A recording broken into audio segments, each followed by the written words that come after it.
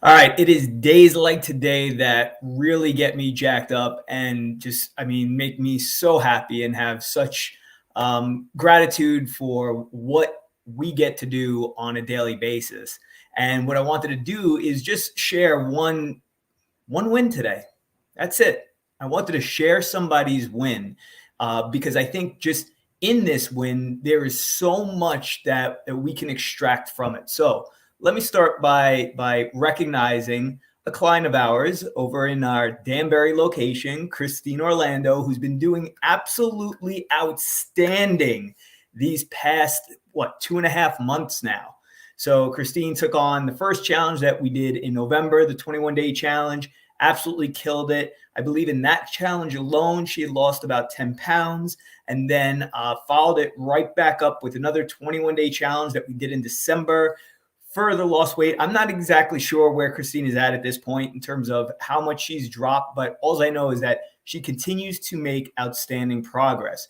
But it's not just her progress, it's the reason why she is progressing. And I think that's what I wanted to highlight most is that so many times we get caught up on the big thing we need to do, the big thing we need to change. And often it doesn't take big things. In fact, big doors swing on small hinges. So this was the message that Christine sent to me just the other morning. Oh my gosh, I had a great week by doing the two things you suggested. I added the extra scoop of protein and I tightened up my eating window. My results for that 1 week, I lost 4.3 pounds, 3.9 of it being fat, 0.3 being lean mass, which is water weight. And it was a drop in 1.2% body fat. And she also can't wait for the purple pill to arrive, which is awesome. So first, I would just like everybody to give Christine some love. Like, please drop some love below for her. Give her a round of applause because that is absolutely outstanding. And I'm just going to kind of let that sit there for the moment. But here's the thing, and this is what I think is so important to extract from it. Again, it's two things. We didn't say, hey, you have to make this entire huge overhaul. They were literally two tiny yet very easy to do things. So the first, let's just talk about the protein. So as many of you know right now, in the midst of this challenge, protein is one of the two main habits that we are fixated on. It's keeping our sugar below the 15 grams of added sugar per day, plus getting the appropriate amount of protein for your particular size. And that's not always an easy thing to do. In fact, that's probably the most difficult thing for many people to do. Once you realize how much sugar is in things and you start reading the labels, it's pretty easy to say, you know what, I should have that, I shouldn't have that.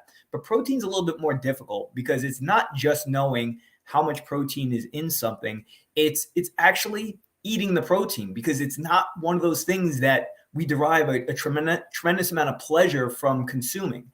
And when it comes to convenience, well, protein is not as convenient as carbohydrates and fats. So for that reason, protein does tend to be a little bit more difficult. But I just gave a simple recommendation. I said, what are you currently doing, Christine? And she laid out what her day looks like. She laid out the fact that she has a protein drink, right, at some point during the day. I said, why not just add one more scoop of protein? Like, you literally add that one more scoop to the protein that you're already having, and it's not going to make a difference in terms of you feeling that much fuller. It's not anything that you're going to walk away from and go, oh, I shouldn't have done that, because it just kind of blends right in. And yet that alone can get you an extra 8 to 10 grams of protein, which for her took her closer to exactly where she should be each day. So again, small hinges. The second piece was the feeding windows. And those of you who've been around, you know it's no secret we are big fans of time-restricted eating, which means just simply compressing your eating into an 8-hour feeding window. And, recognizing that, hey, Christine, you have breakfast every day. What's the deal with that? She said, I am old school. I am not giving up breakfast. I said, you know what? That's absolutely fine, because nobody says that in order to do intermittent fasting or time-restricted eating that you actually have to get rid of breakfast. I know. Do you believe it? Most people don't, because they think once they hear the term intermittent fasting, it automatically means no breakfast. No, what it means is that whenever you start your feeding, you just have a very defined period in which you are going to stop that feeding. And so if you are the type of person who you enjoy breakfast, go ahead and eat breakfast. The only change that you might need to make is that you're not eating dinner as late. That's it.